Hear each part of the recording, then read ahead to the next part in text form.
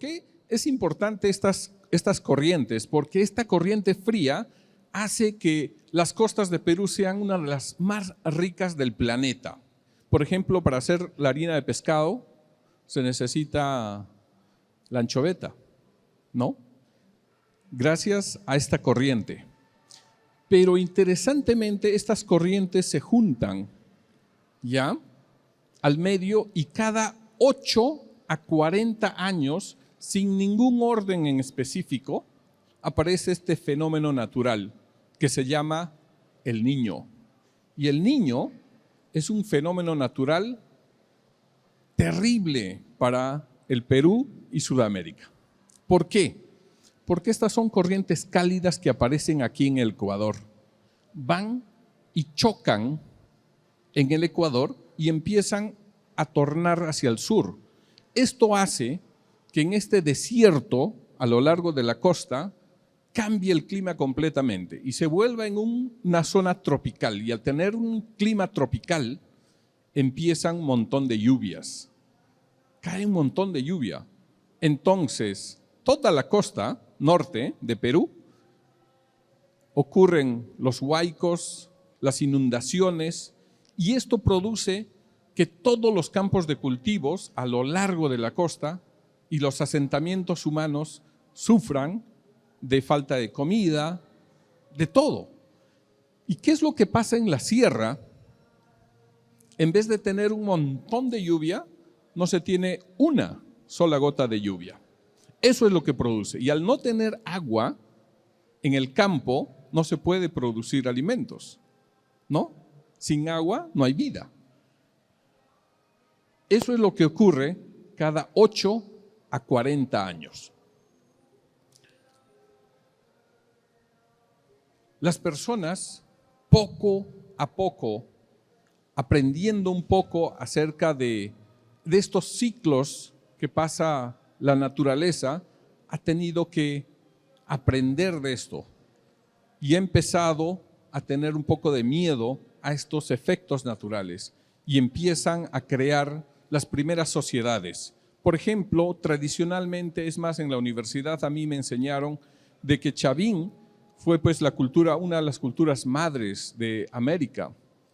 Y el año de 1994, gracias a la arqueóloga Ruth Shady, es que se descubre Caral.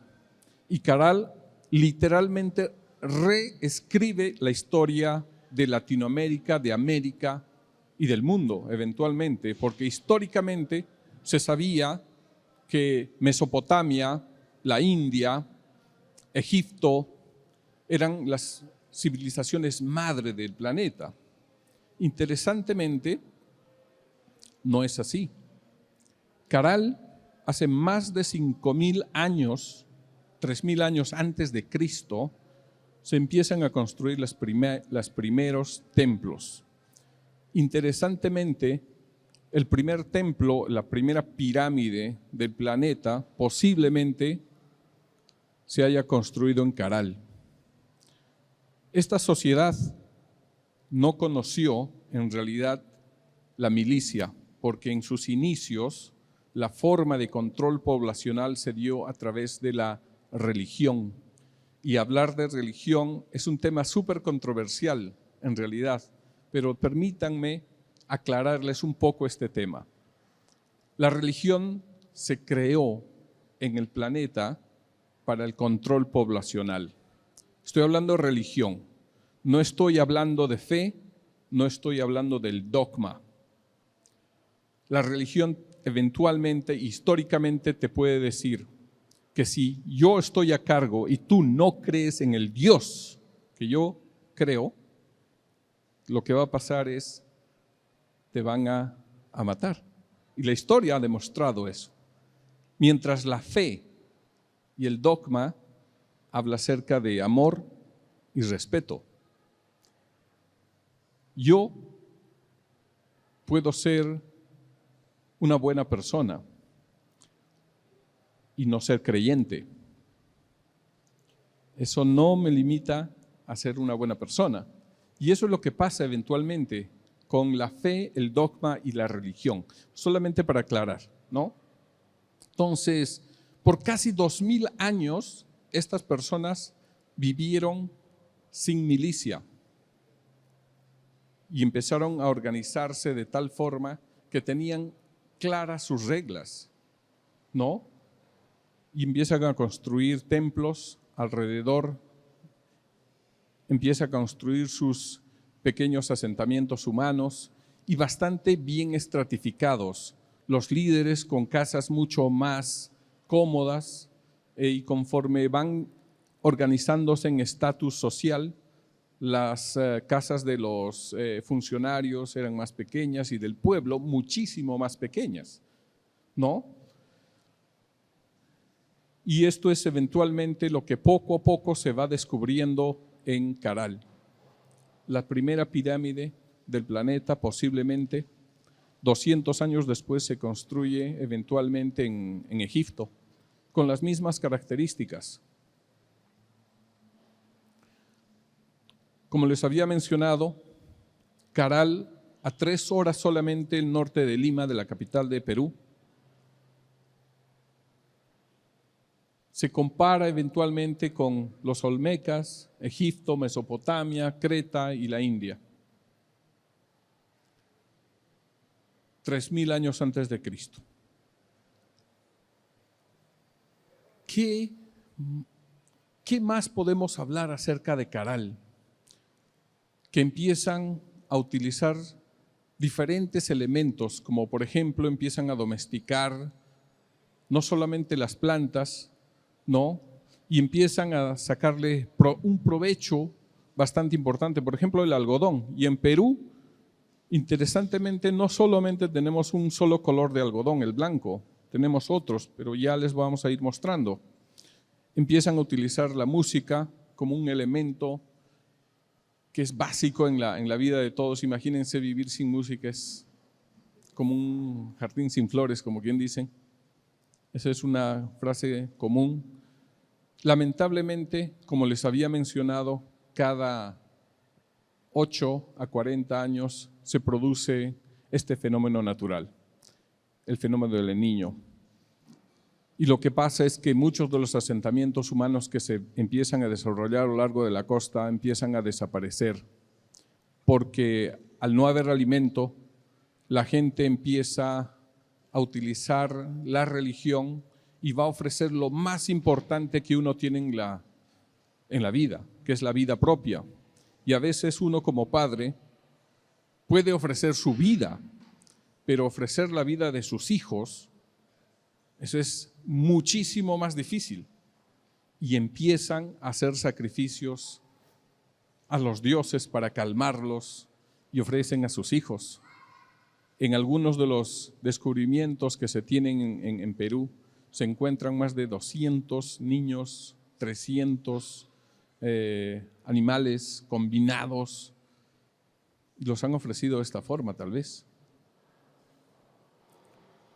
No solamente se va a conquistar un poco la parte natural, sino también se va a ir introduciendo hacia el mar para poder tomar los alimentos de allí.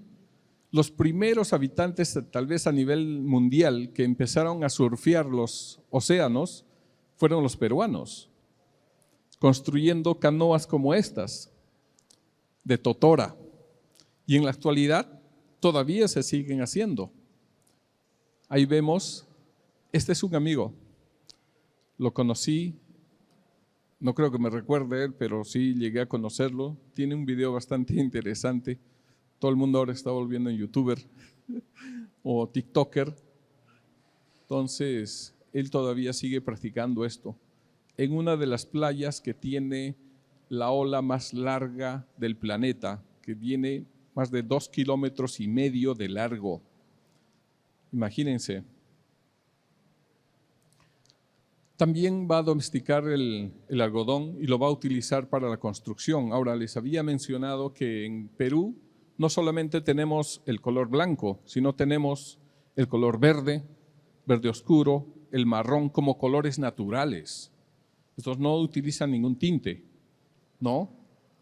Y, por supuesto, se va a utilizar el algodón y diferentes fibras para hacer construcciones con muros, como en Caral, de más de 20 metros de alto. Se llaman sicras o shikras en el idioma original, utilizando solamente el algodón, ¿no? Para hacerlos más consistentes y más sólidos a las diferentes inclemencias. Y no solamente se va a empezar a domesticar las plantas, sino también diferentes tubérculos, como la papa. Los incas nos dejan prácticamente casi más de 3.000 variedades de papa. Imagínense tener todo ese conocimiento que no nace de un día a otro, sino se va acumulando de procesos históricos bastante largos en realidad. Y el maíz. No se sabe exactamente de dónde viene el primer maíz, o si es de México, ya, o si es de Perú, porque en México se tiene el maíz azul y en Perú tenemos el maíz morado, ¿no? ¿Cuántas variedades de maíz creen que tenemos? En Perú, en el Valle Sagrado de los Incas, tenemos 154 variedades de maíz. Y no solamente las plantas, sino también los animales. ¿Ustedes saben originalmente de dónde vienen, de dónde son los caballos?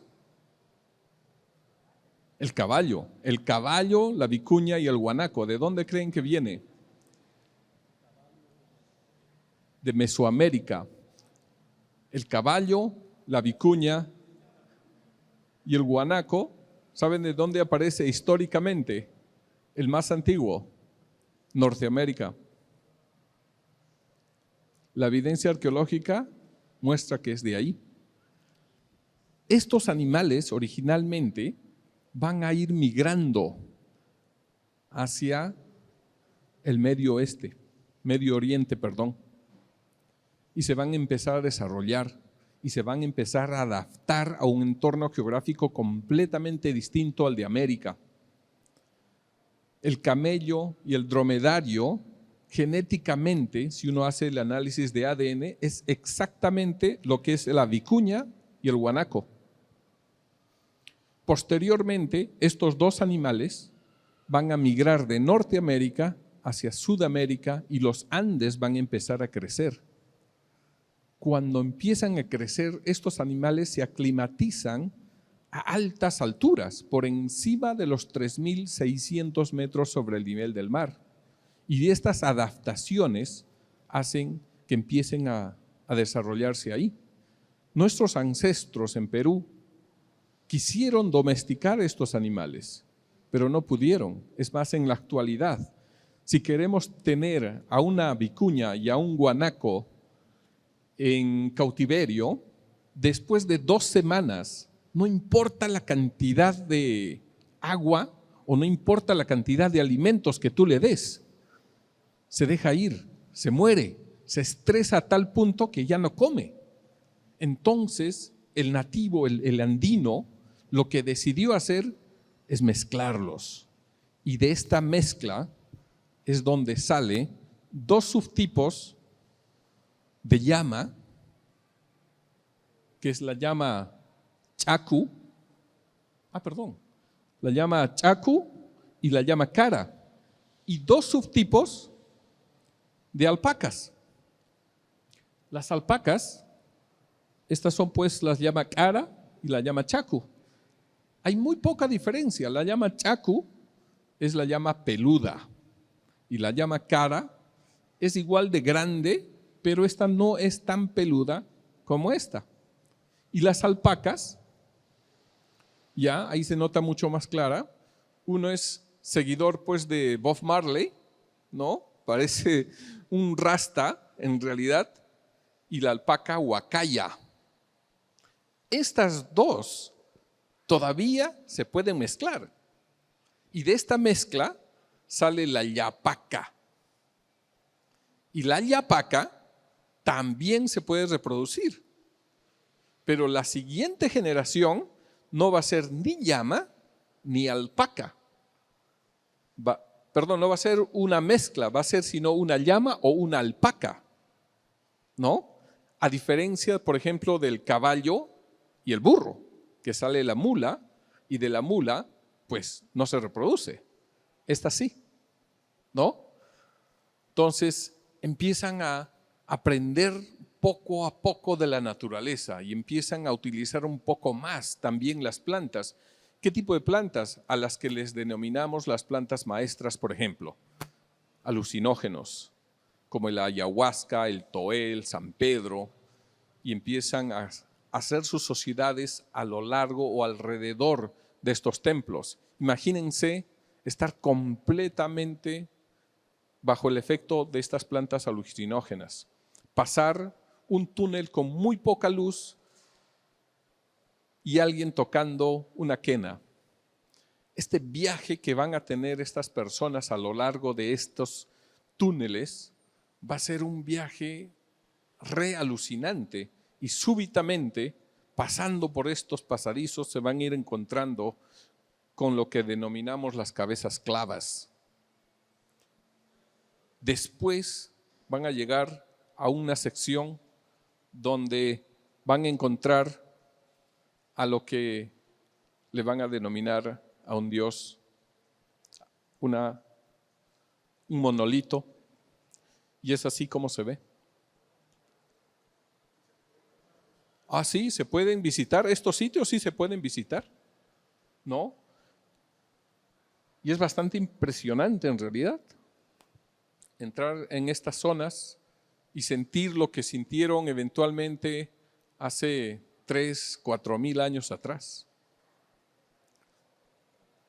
Otra de las culturas que aparecen cuando desaparecen Chavín por efectos del fenómeno del Niño es la cultura nazca. Bastante impresionante. Imagínense desarrollar y hacer gigantescas líneas en medio del desierto que todavía son posibles de ver en la actualidad, pero solamente desde el aire. Representan aves, representan diferentes seres, para muchos mitológicos, para otros aliens, ¿no? Y es así como eventualmente se hacían. La gente en otras latitudes, por ejemplo, siempre hemos visto las estrellas, desde siempre, y le hemos dado diferentes conexiones a lo largo de la historia. Los hemos unido entre las partes más brillantes y de ahí salen las constelaciones. El hombre andino no solo ve las partes brillantes, sino también las partes oscuras. Las va uniendo y va formando diferentes formas. De la misma forma, también se va situando en algunas zonas y a lo largo va dibujando diferentes de estas construcciones.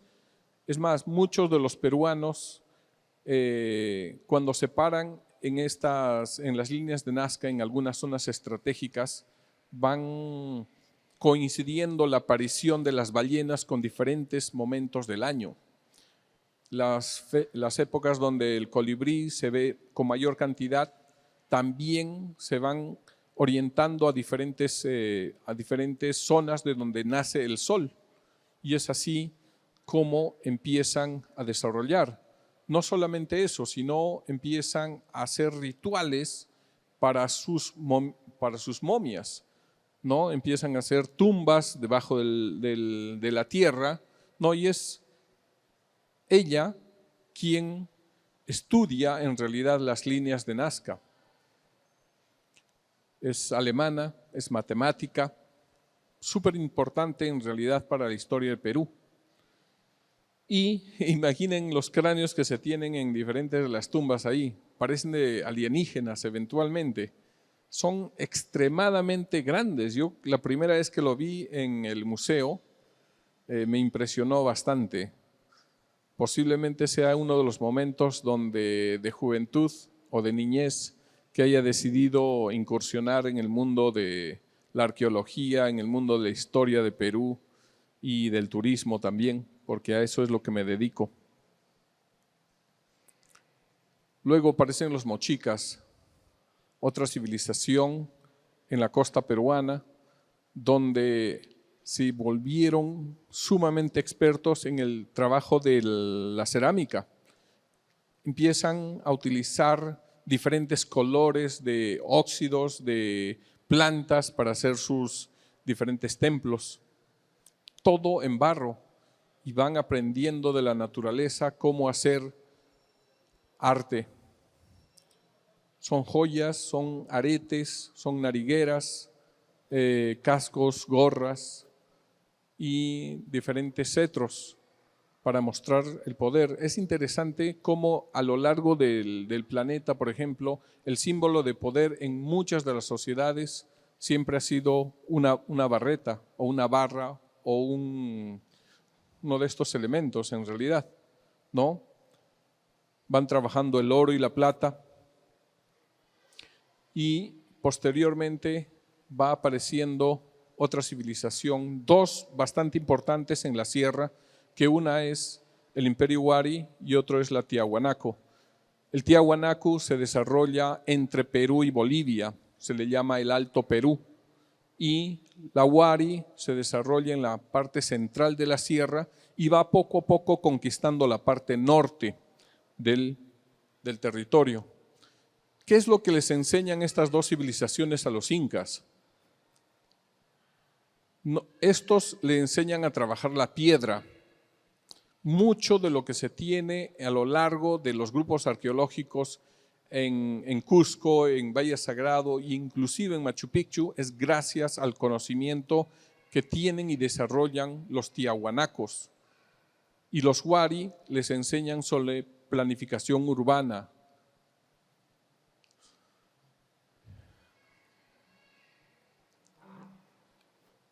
Aquí el mapa del desarrollo y el área de influencia, por ejemplo, de los wari, que viene desde Ayacucho, la parte central de Perú, hacia el norte, casi hasta Trujillo, Chiclayo, y el imperio del Tiahuanaco, que se va prácticamente todo Bolivia y parte de Chile. El trabajo en piedra que empiezan a desarrollar es tan perfecto que eventualmente en la actualidad solamente es posible hacerlo con láser o estas máquinas, los CNC y Waterjet que le dicen, ¿no? Y súper impresionante en realidad. Templos que ya lo habíamos visto, ¿no? Y en Perú, bueno, lo que les había mencionado es solamente algunas de las culturas más importantes que se tienen, porque en Perú en la actualidad, según el gobierno, se tienen catalogados 19.903 asentamientos humanos, es decir, grupos arqueológicos, de los que se considera, lo que considera el gobierno. Pero tenemos muchísimos otros que faltan por descubrir. Por ejemplo, el mismo Caral, antes del año 1994, se conocía de la existencia, pero no se había hecho excavaciones arqueológicas. Era uno de esos, ¿no? Imagínense este número. Algunos de los arqueólogos e historiadores, bueno, más arqueólogos en realidad, mencionan que en Perú tenemos más de 25.000 y tal vez hasta más de 30.000 grupos arqueológicos. Perú es en realidad el paraíso de los arqueólogos. Donde sea que uno excave, va a encontrar vestigios arqueológicos, ¿no? Y luego llegamos a la época inca. Los incas, en menos de 30 años, cubren un territorio vasto y tan grande que viene desde Colombia hasta Chile. En menos de 30 años. ¿Cómo es que en menos de 30 años han podido conquistar semejante territorio? Todo esto es gracias a este bagaje y el conocimiento que han ido colectando año tras año, generación tras generación, en todo este proceso histórico. ¿Cómo es que aparecen los incas? Se tienen muchas leyendas, pero lo que actualmente se reconoce más es, por ejemplo, que son los migrantes de la cultura tiahuanaco. Aparece el fenómeno del Niño. La capital de Tiahuanaco está aquí, entre Perú y Bolivia en la actualidad. Es el lago navegable más alto del planeta, el Titicaca, ¿ya? Y ellos se desarrollan aquí.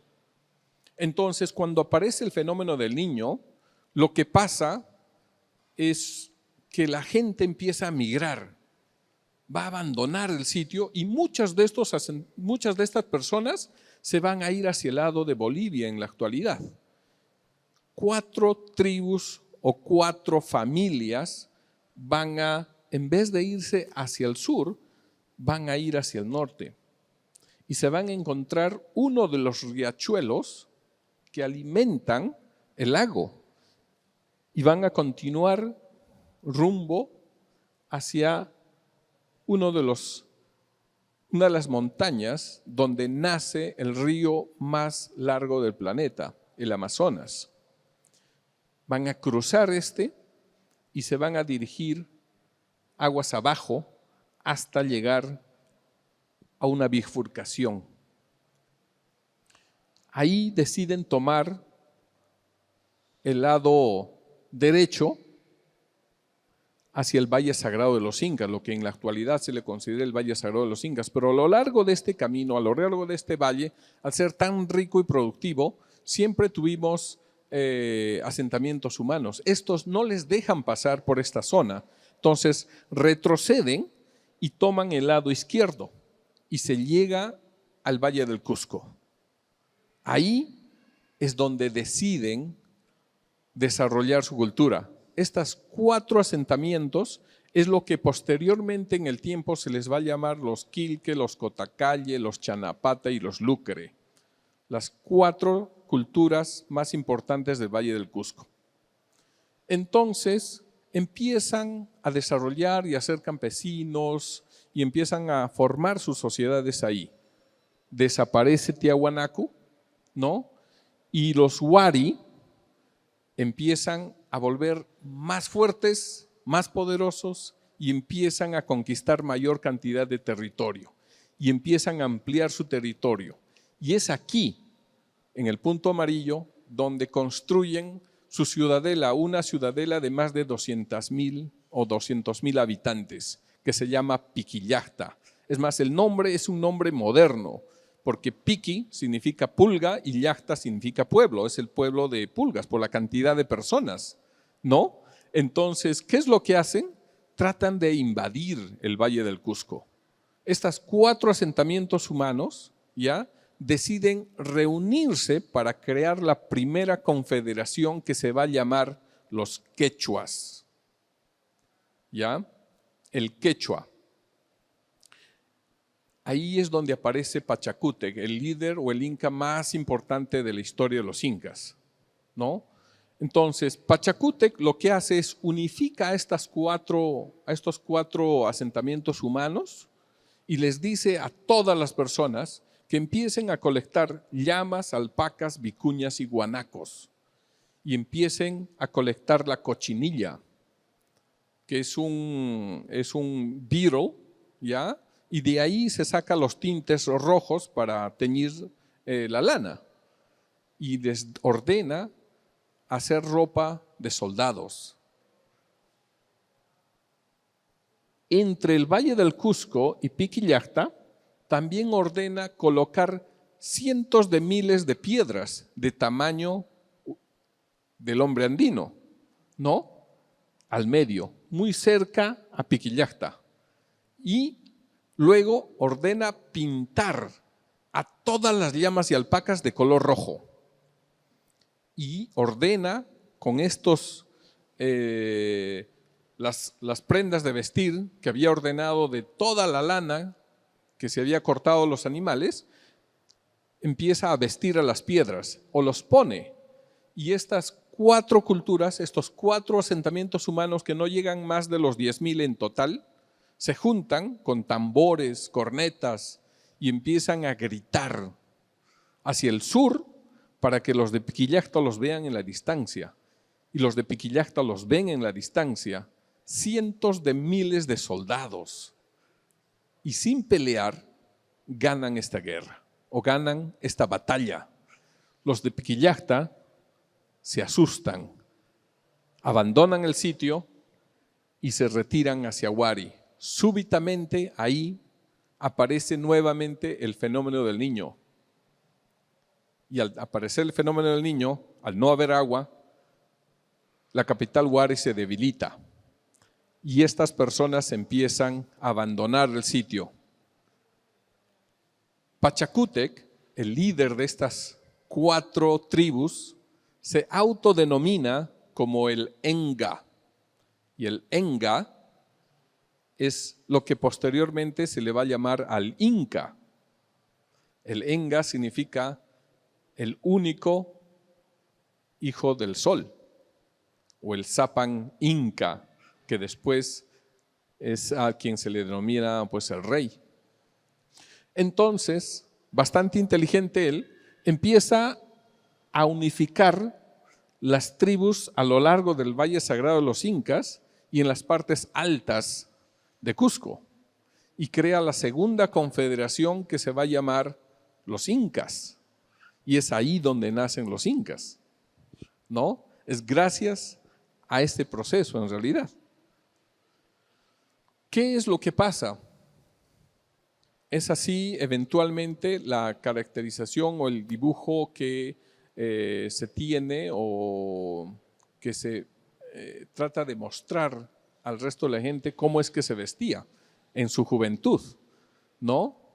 Y cómo es que después, cuando es el Inca, se autoproclama el único hijo del sol, y él empieza y ordena la reconstrucción del valle, y ordena la construcción de los diferentes templos y la mejora de los asentamientos humanos que vivían a lo largo del Valle Sagrado, utilizando todas las técnicas constructivas que se había desarrollado en Tiahuanaco y aprendiendo también de los Huari. Entonces los Huari y los Tiahuanaco, que se resisten en el tiempo, empiezan a abandonar el sitio y se van hacia el norte y otros se van hacia el sur. Años después, a la llegada de los españoles, ¿no? Son ellos quienes se unen muchas veces a los españoles para luchar contra los incas, ¿no? Saben que la historia eventualmente muestra que el enemigo de mi enemigo es mi amigo. Entonces son ellos que se unen con los españoles, al igual que otras tribus del mismo imperio, para pelear contra los españoles, ¿no? Entonces en Cusco, él ordena la construcción, la reconstrucción del templo inca más importante del imperio, el Coricancha. Lo mejor del trabajo arquitectónico que se tiene en todo el imperio está ahí. Piedras unidas con tal perfección que ni siquiera una aguja puede pasar a través de, y no es solamente en la parte de la superficie, sino es a lo largo de todo la piedra en sí. Están unidas piedra sobre piedra. ¿Sabían que los primeros hombres en el planeta también al utilizar que han utilizado el Lego han sido los incas? ¿Sí? Hay piedras que tienen una protuberancia y hay otras de encima que tienen un hueco y que calzan perfectamente. Y no solamente eso, sino hay otras tallados que van a unir estas diferentes rocas al hacer una especie de hendiduras, y ahí las van a rellenar con bronce y con cobre, ¿no? Y estas hacen que cuando aparezca un movimiento sísmico, pues sean mucho más resistentes, ¿no? Y se tiene pues el Coricancha, que fue el templo inca más importante. Es más, fue tan importante que eventualmente ni siquiera la colla estaba permitido el ingreso ahí. Y algunos de los guías de turismo, algunos de los historiadores mencionan que si una persona quisiera tocar el muro que circunda el sitio, tenía que hacer dietas bastante rigurosas que van entre los 3 hasta los 10 años. Y después de este periodo de tiempo, si es que querían tocarlo, podían acercarse con un dedo, tocarlo y luego retirarse. La ciudad del Cusco también fue posiblemente el primer Silicon Valley del planeta. ¿Cómo así? Porque los incas, en este proceso expansionista, lo que hacen es toman a los mejores cerebros de cada una de estas culturas que se han ido desarrollando a lo largo del imperio y los llevan hacia Cusco. ¿Para qué? Para mejorar sus conocimientos, para aprender de sus conocimientos y para compartirlos. Y eso es lo que eventualmente hace el Silicon Valley, ¿no? Y para conquistar otras zonas, entonces, cuando necesitaban, mandaban a estas personas a buscar una necesidad que tenía este pueblo para que eventualmente, sin la necesidad de pelear, podían conquistarlos. Uno de los dibujos más clásicos y más representativos acerca de la historia y la cosmovisión que se tiene en el Ande está en el Coricancha. Este dibujo que representa un poco una especie de altar. Tenemos diferentes ídolos o deidades importantes dentro del mundo andino. Se tiene a la Pachamama, se tiene al rayo, se tiene al arco iris, todo esto dividido en realidad en dos secciones, de varón y de mujer. La dualidad en el mundo andino ha sido muy, muy importante porque dentro de la cosmovisión andina todo viene en pareja. Incluso en el idioma quechua todo es o positivo o neutro, no es negativo, porque entre varón y mujer, por ejemplo, ¿quién es el negativo?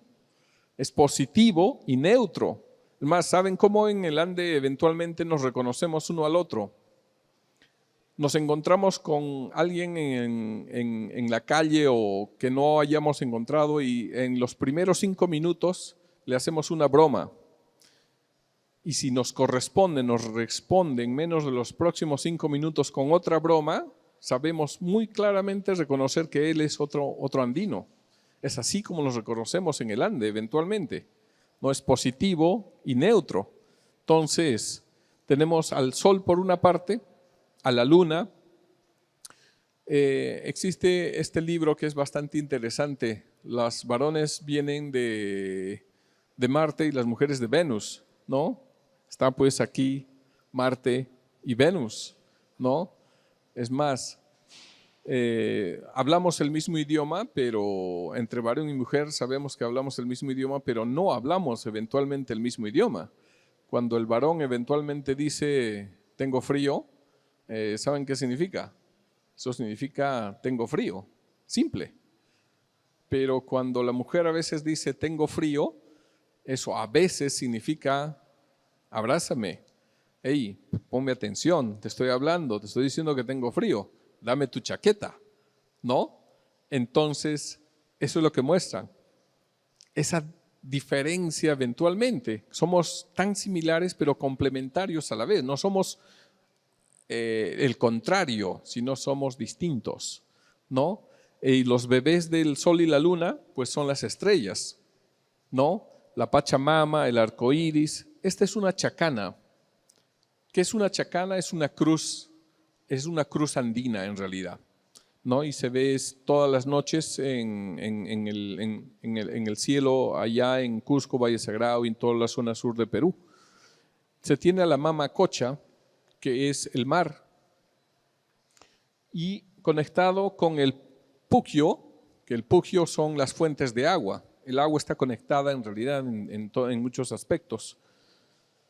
Para muchos este es el conocimiento, significa el conocimiento, son muros o son las chacras o los campos de cultivo. El varón y la mujer. Ahora, la única y la primera civilización posiblemente que no haya sido machista en el planeta hayan sido los andinos. ¿Por qué digo esto? Porque siempre en el Ande ponemos a la mujer en un nivel un poco superior. Los nichos donde se posaban las momias de las mujeres o de la parte femenina, de la Pachamama, siempre están en un nivel un poco más alto, ¿no? Es como para nosotros la madre tierra es fuente dadora de todo, nos da alimento, nos da agua, nos da un sitio donde vivir, nos alimenta, es como una madre que te da absolutamente todo, se da tu cariño, su tiempo, absolutamente todo. Igual nosotros tenemos mucho respeto, por eso es que en el dibujo también se tiene a la mujer que es mucho más grande que el varón, y esto se ve evidenciado en todas las muestras arquitectónicas en el Ande, ¿no?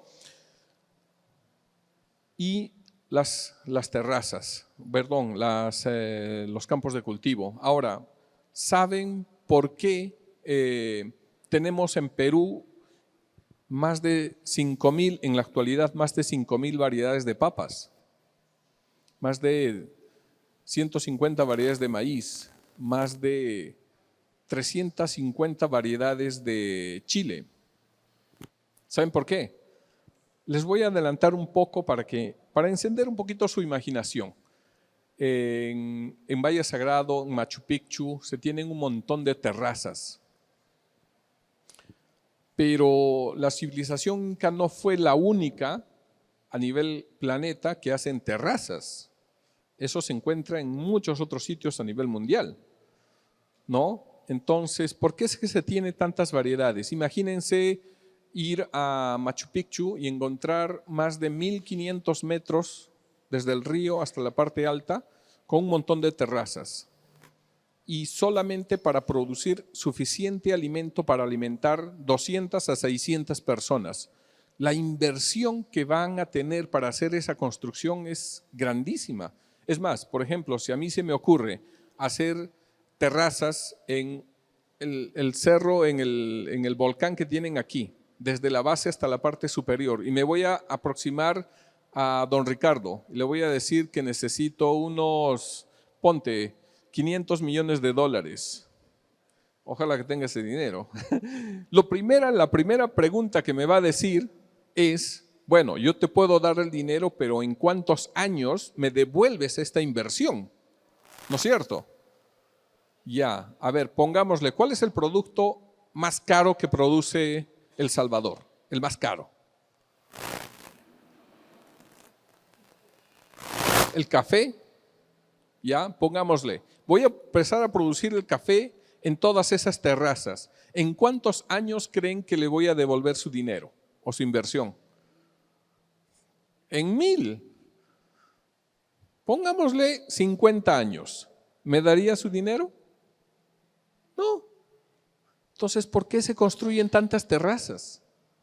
¿Para qué?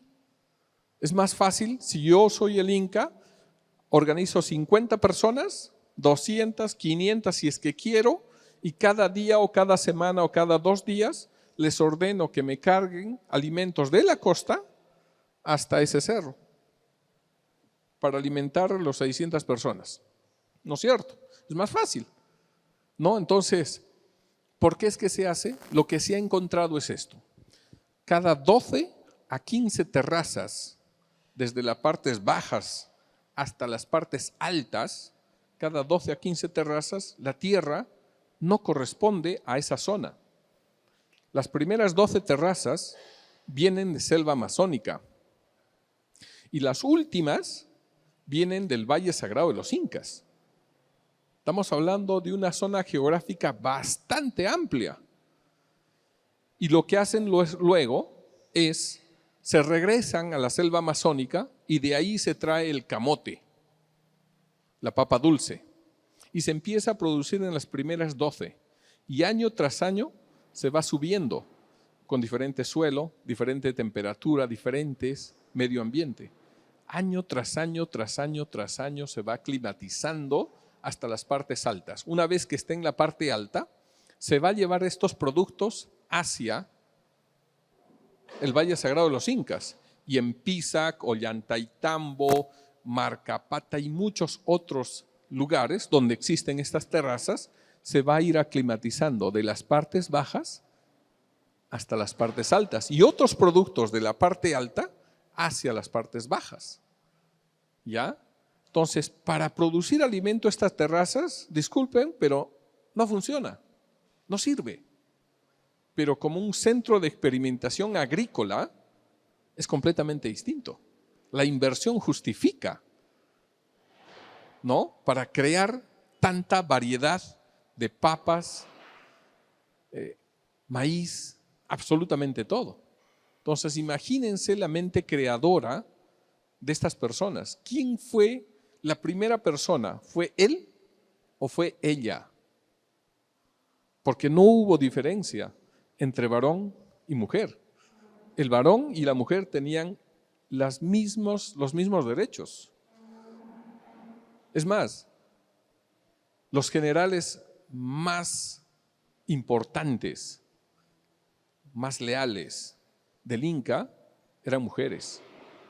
Fueron mujeres, como Chanan Coricoca, ¿no? Y está representado en muchos de los vasos, a cuales los llamamos los queros. Ahora, todos nosotros aquí que tenemos una pareja, sabemos que la pareja es eventualmente el pilar fundamental que nos apoya y nos impulsa, ¿no es cierto?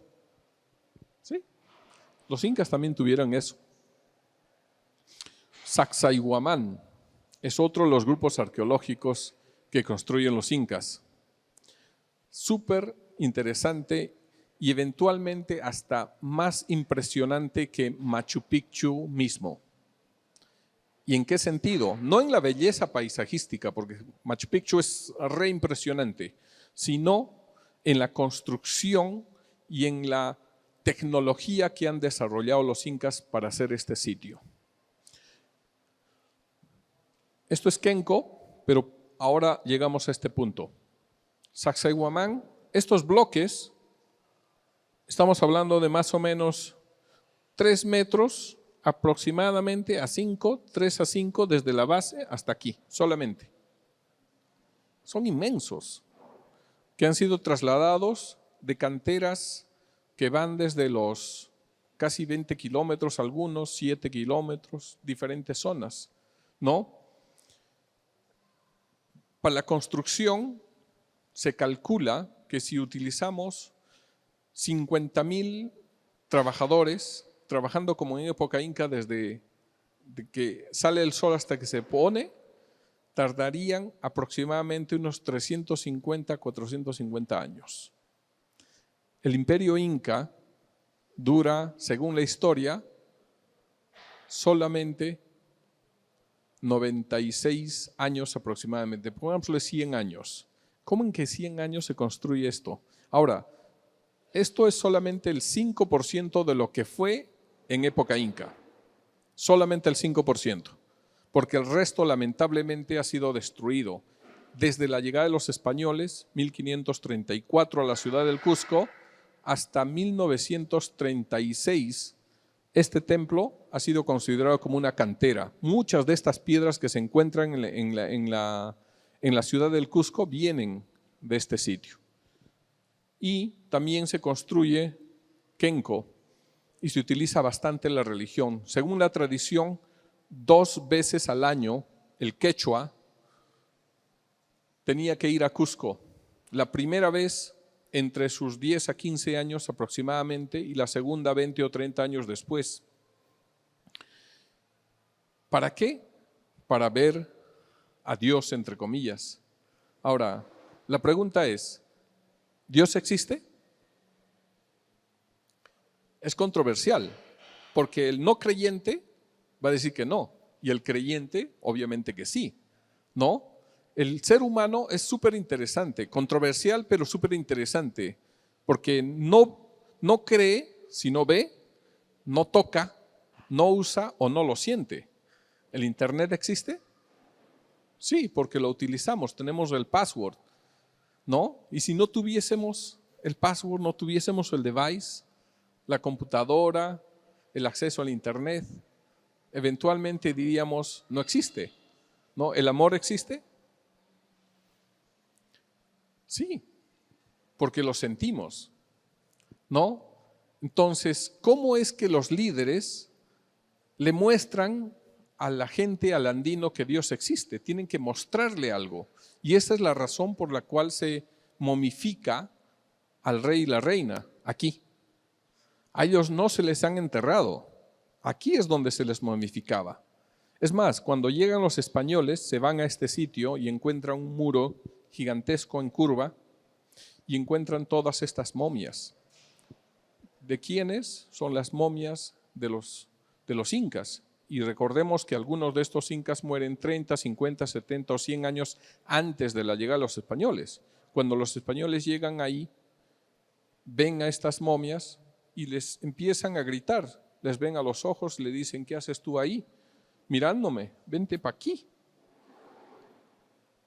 Y empiezan a gritarles y no se dan cuenta que eran momias. Tiempo después, 5, 10, 15 minutos tal vez, se dan cuenta que eran momias y consideran a Kenko el lugar pagano más horrible del planeta y ordenan quemar todas estas momias, ¿no? Los queman después de obviamente sacarle todas las joyas y ordenan destruir este sitio. Pero ¿por qué es que se hace la momificación? Porque en época inca, como les había mencionado, 2 veces tenían que ir, como en otras religiones en la actualidad tienen que ir a la Meca por lo menos una vez al año, o en su vida, perdón, ¿no es cierto? Entonces, tienen a las momias y las van a llevar a la plaza de armas para una fecha específica. Para entrar a la ciudad del Cusco estaba prohibido prácticamente ver de frente o hacia arriba. Toda la gente común que llegaba a Cusco tenía que caminar mirando sus pies, de esta forma, sin mirar adelante o arriba. Y cuando se reúnen en la plaza, cuando el Inca en el momento, o el rey en el momento, cuando todos estaban reunidos y las momias estaban puestas en diferentes zonas, les dicen, ahora levántate la cabeza. Estos levantan la cabeza y ven a las momias ahí. Y empiezan a observar en detalle todas sus características. Minutos después, tienen que curvarse de nuevo, ver a sus pies y salir de la ciudad. Y van a regresar a sus pueblos. 20 o 30 años después van a hacerlo por la segunda vez. Y esta segunda vez van a ir al mismo sitio y van a levantar la mirada y van a ver a la misma persona que vieron 20 o 30 años antes. ¿Cuánto cambió? Nada. Absolutamente nada. ¿Cuánto cambiamos nosotros en 20 o 30 años? Muchísimo. Cuando ves, crees, ¿dónde vive Dios? En Cusco, en la capital. Y Dios no muere, no envejece. Yo lo vi, está ahí. Y regresa creyendo eso. La religión se ha utilizado para control poblacional. Y es aquí donde se desarrolla este proceso de momificación, que hasta la actualidad no se sabe cómo es que se desarrolló, porque para hacer una momia necesitas sí o sí deshidratar la carne, y el ojo tiene el 98% de agua. ¿Cómo es que no se han descompuesto los intestinos o el cerebro? Por ejemplo, en Egipto ellos han sacado el cerebro y el intestino, más el intestino porque contiene un montón de bacterias, y aquí no. No se conoce, pero toda esa evidencia arqueológica lamentablemente se perdió. La plaza de armas es donde esta gente se reunía. En la actualidad es así. Es una plaza súper pequeña, pero bien bonita. No es ni un tercio de lo que fue. Y es aquí donde, en el Coricancha, donde se reunían los incas. Es ahí donde se desarrollaba la mayor cantidad de rituales, ¿no? Y que se ha considerado lamentablemente como otro sitio pagano. Y al ser pagano, todos estos templos tenían que ser destruidos, ¿no? Y en la actualidad solo se tienen prácticamente 4 construcciones. Todo el sitio, según las primeras versiones de los españoles, estaban completamente cubiertas con planchas de oro y de plata. El techo era hecho de paja y cada una de las piezas de paja era hecha de oro. Y la mayor cantidad de oro que se encuentra no estaba en el templo, sino estaba en el jardín. Estatuas de toda la representación de flora y fauna de tamaño natural, llamas, ituacas, vicuñas, guanacos, zorros, absolutamente todo en tamaño natural, de oro y de plata. ¿Y de dónde se ha traído tanto oro y tanta plata? El oro todavía sigue viniendo de selva amazónica y la plata, como saben, la plata viene de las montañas. Es más, el precio de la plata hasta el año de 1545 valía 5 a 6 veces más que el oro. ¿Sabían eso? ¿Por qué es que después de 1545 el precio de la plata es mayor, el precio del oro es mayor al que el de la plata? Porque los peruanos le muestran al español la mina de plata más grande del planeta, Potosí. Hasta la actualidad, esa fue la mina de plata más grande del planeta. Y este comercio, para llevar la plata hacia España y hacia Europa, se volvió en un camino que posteriormente, es más, una de las ciudades en Argentina toma ese nombre, el Río de la Plata, ¿no? Hasta llegar a España. Imagínense la cantidad de oro y de plata que se han llevado.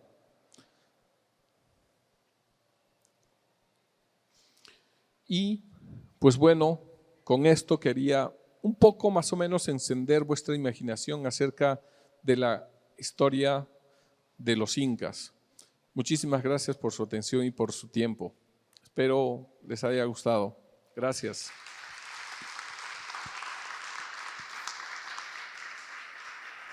Tal vez tengan preguntas. Yo encantado de responderlas.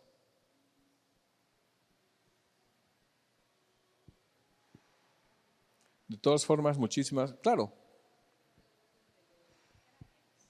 Los cráneos alargados. Los cráneos alargados. Sí, estos están, ¿a qué se debe? La verdad, hay muchas hipótesis alrededor. Muchos dicen que son personas que tenían hidrocefalia, ¿ya? Pero a lo largo de la historia del planeta no han sido en Perú no han sido los únicos. Hay en muchas evidencias arqueológicas que aparecen pues en África, en Egipto, en Mesopotamia, con los cráneos de esta forma, ¿no? Y la verdad es que todavía sigue siendo muchas hipótesis. Incluso en la actualidad los comparan como si fuesen alienígenas, etcétera, etcétera, ¿no? Entonces, pero es súper impresionante el tamaño que tienen, ¿no? Y los Nazca, bueno, la mayoría de los líderes siempre han tenido unos tocados y unas gorras que tenían esta forma, larguísima, como los faraones egiptos, ¿no? No sabemos en realidad, siguen en hipótesis. No podría afirmar ni negar ninguna de ellas, en realidad no me corresponde. Ollantaytambo tiene una historia bastante interesante porque mucha de la tecnología que se utiliza para hacer Ollantaytambo es tiahuanaquense. El tamaño de las piedras, las características de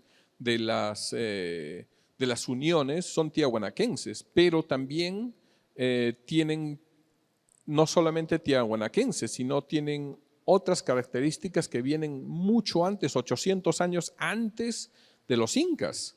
Y Obviamente, a la llegada de los españoles, Ollantaytambo se convierte en una fortaleza para defender a los incas de la invasión española. ¿Sí? Entonces, la historia de Ollantaytambo es súper larga y el día de pasado mañana vamos a tocar eventualmente este tema porque ahí vamos a ver en algunas de las fotografías el perfil más grande del planeta, un perfil humano que es el más grande del planeta, ¿no? Construido posiblemente antes de los incas, ¿no? Habla acerca de una leyenda, la leyenda del Tunupa, que también los vamos a compartir el día de pasado mañana en realidad. Los Nazcas se dice que puede ser extraterrestre la huella de los Nazcas. Sí, eventualmente, eso es lo que dice en la actualidad. Es más, ahora, hace no mucho, se ha encontrado una pequeña momia de este tamaño más o menos, que ha sido estudiada por algunos ufólogos de México y que juran y rejuran que son alienígenas, pero mientras no haya una información oficial, a mí no me correspondería afirmar ni negar este hecho, pero que hay cosas re extrañas sobre y lo que circunda ahí son en realidad. Es más, eventualmente algunas de las personas para encontrar agua en el sitio, ustedes saben que utilizan una ramita en forma de Y, ¿ya? Los primeros en utilizar eso fueron los Nazca, para encontrar acueductos debajo del agua, debajo de la superficie. Y es ahí que se hacen estos hoyuelos en medio del desierto, donde no existe el agua, encuentran canales subterráneos. Y ahí es donde aparece originalmente, que también los relacionan con los alienígenas. Dijeron que no han utilizado tecnología alienígena para encontrar los canales subterráneos y no han utilizado realmente esos palitos. ¿Ya? Es bastante simple, pero funciona, de que funciona, funciona. Yo en la chacra en el campo de cultivo de mi papá, con mi abuelo, pues literalmente hemos tenido que utilizar eso. Y hemos encontrado agua ahí, canales subterráneos, y con eso eventualmente en la actualidad se riega la chacra de mi padre. ¿Hay alguna hipótesis más aceptable de cuál era el propósito de estos diseños de Nazca? Acerca de los Nazcas, sí, hay muchas hipótesis. Una de ellas que maneja algunas de las poblaciones o las personas de ahí es que fue utilizado como un calendario astronómico, porque si uno se para en un lugar, todos estos dibujos están orientados a diferentes zonas, no solamente en la naciente o en la poniente del sol, sino también de la luna. ¿Ya? La luna aparece cada 28 días, ¿no? Es más, hay un asentamiento humano que se llama Chanquillo. Este es posible el más antiguo de toda América. Y hay, en lo largo del perfil de la montaña se tienen 13 torres, ¿ya? Y si uno se para en el medio, ahora está prohibido lamentablemente, de esta construcción que es pre-inca, y no se sabe, no se ha estudiado muy bien a Chanquillo, un observatorio astronómico. Si uno se para ahí, desde el 21 de junio hasta el 22 de diciembre, cada 28 días el sol se para, pongámosle que esto es Chanquillo y cada uno de mis dedos es una torre, y se sienta cada 28 días exactamente al medio. Llega al final y vuelve a retornar exactamente al mismo punto entre el 22 de diciembre y el 21 de junio. El observatorio astronómico más antiguo y no se ha estudiado todavía. No, entonces, muchos también lo relacionan con los Nazcas porque fueron grandes astrónomos y algunas de estas dibujos están orientados a la salida del sol y aparecen esos animales o estos animales en esas épocas del año, o se ve en el océano o se los ve en el cerro. Por ejemplo, cuando se reproducen algunas especies, está perfectamente orientado ahí. Entonces, posiblemente lo que dicen algunos de ellos lugareños, no está probado, es que haya sido un centro de observación astronómica, aunque muchos otros afirman que es una zona donde van a aterrizar los aliens. Hay de todo en realidad, pero no se sabe a ciencia cierta. Buenas noches, felicitarlo por la conferencia, ha sido muy enriquecedora. Una pregunta, no sé si da para otra conferencia, usted lo comentará. ¿Cómo funcionaba la línea sucesoria en el Imperio Inca? Yo tengo un recuerdo de mi primaria que mencionaba que durante la invasión europea se encontraba el Imperio Incaico en una guerra civil y que por eso se dieron los acontecimientos relacionados a la invasión. Claro que sí. La línea sucesoria, históricamente, nos han enseñado, y los libros de historia también mencionan, que el Inca o el Sapan Inca decidía y escogía entre sus hijos. Es más, Huayna Cápac, el Inca, antes de la llegada de los españoles, tuvo 535 esposas. ¿No? Imagínense el número de hijos que haya tenido.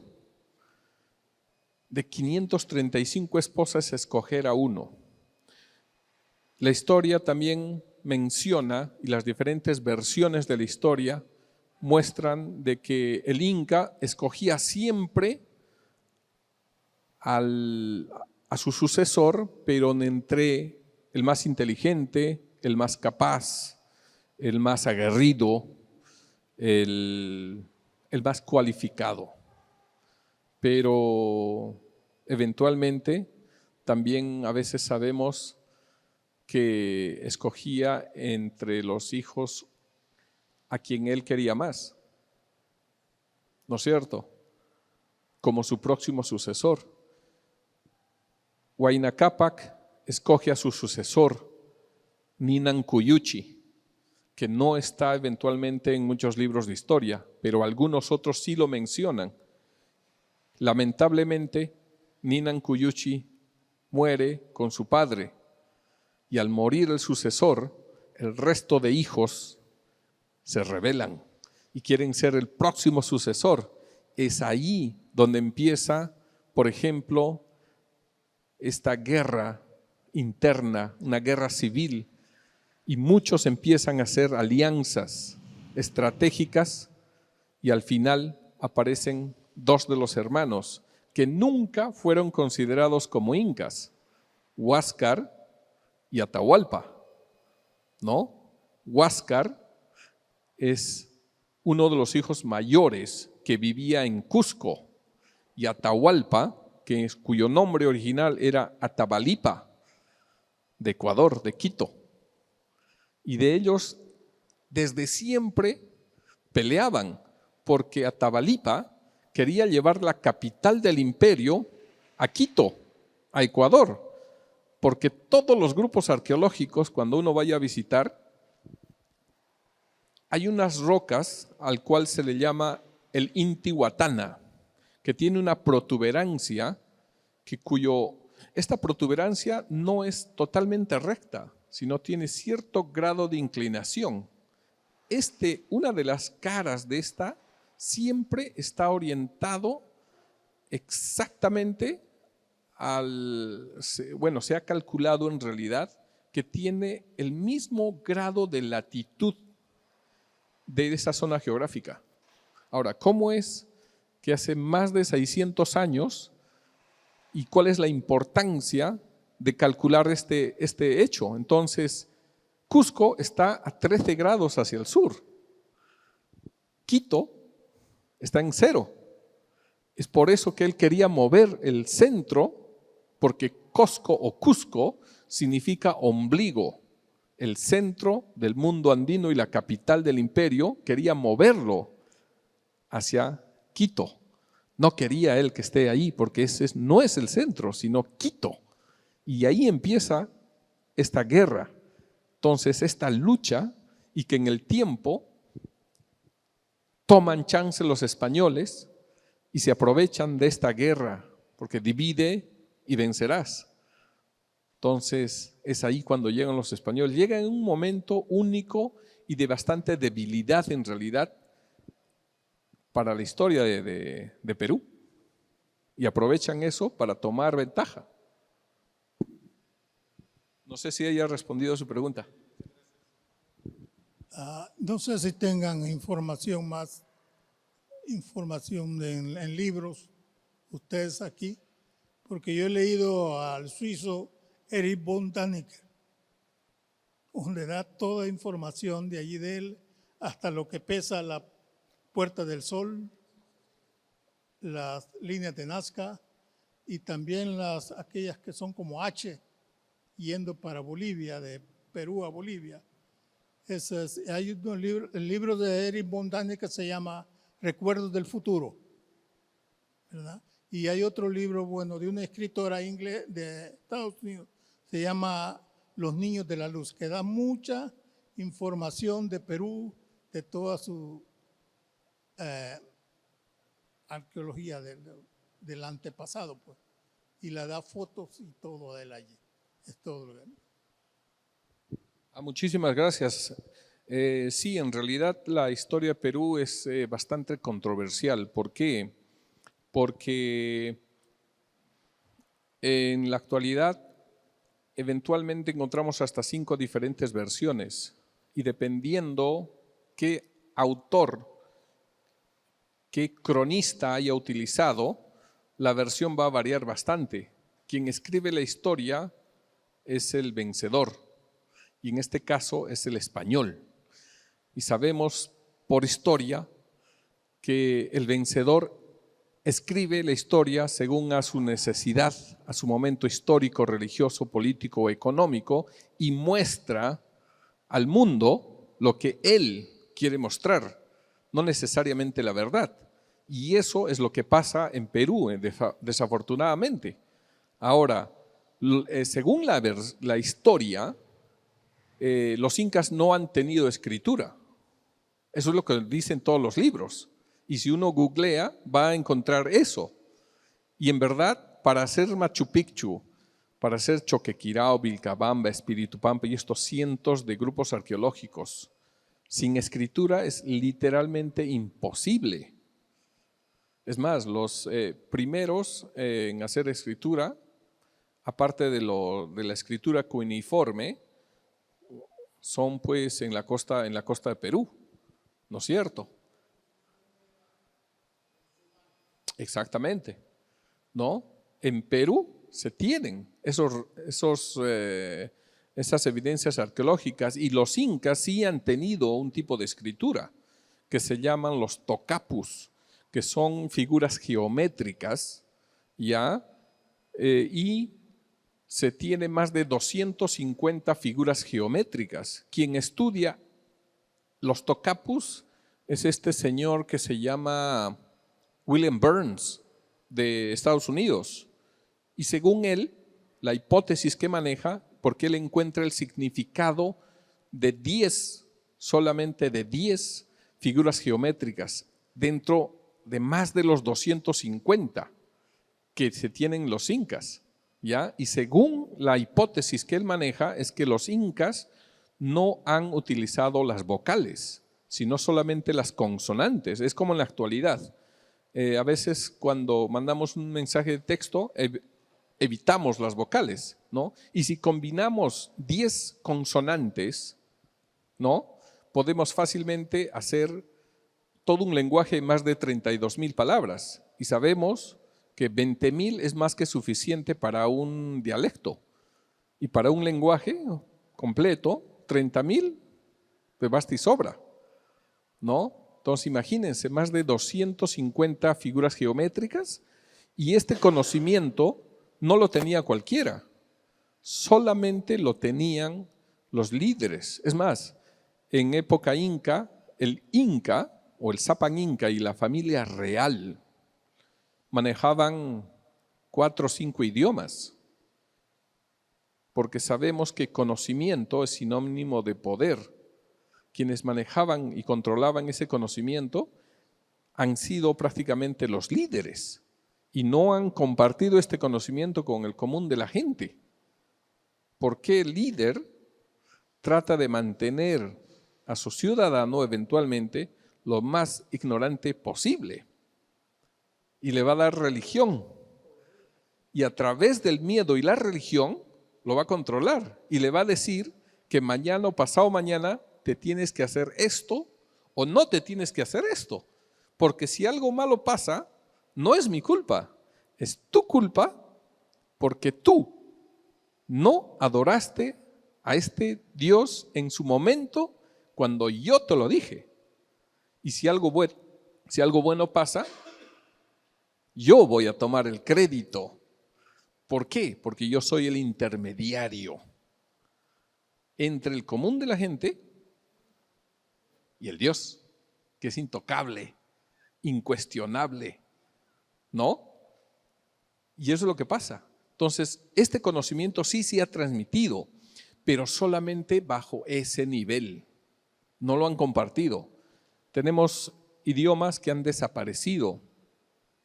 Se habla el quechua. El quechua es para el común de la gente. Es más, yo soy un quechua. La gente en Perú somos quechuas. No hay incas. El inca es una sola persona, es el rey, nadie más. Y el resto de la gente somos quechuas. Y se hablaba el común de la gente, el quechua. Se hablaba el puquina, que viene de Bolivia y todavía en la actualidad se sigue hablando en Puno y en Bolivia, ¿no?